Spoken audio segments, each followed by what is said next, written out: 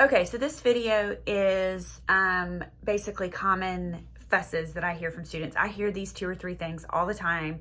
I think if you message these the first day of class, things will go so much better. So one feedback we always get in some form or fashion is, why are we letting all these students present when I'm paying for the instructor to present?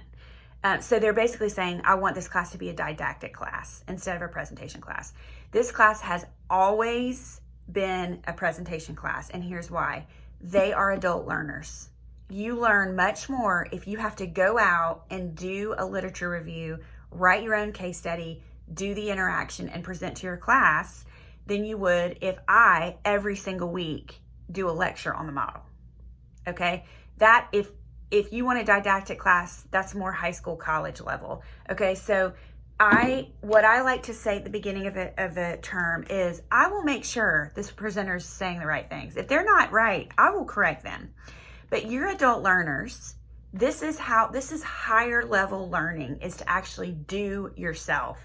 We're not going to spoon feed you all these models, because when you get into practice, you're going to have to do the same thing. You're going to have to go out and research and do the work yourself. Your supervisor's not going to say, okay, here's our lecture on how to deal with a resistant client. They're not going to do that.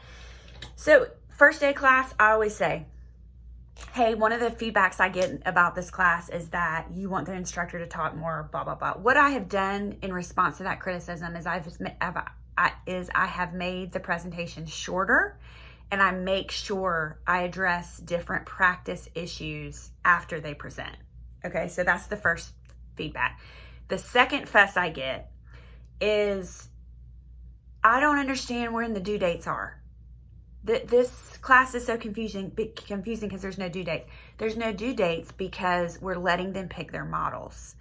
You are going to turn around so fast after that first day of class and give them their due dates and an updated course schedule. They're going to know their due dates before week 2 even starts.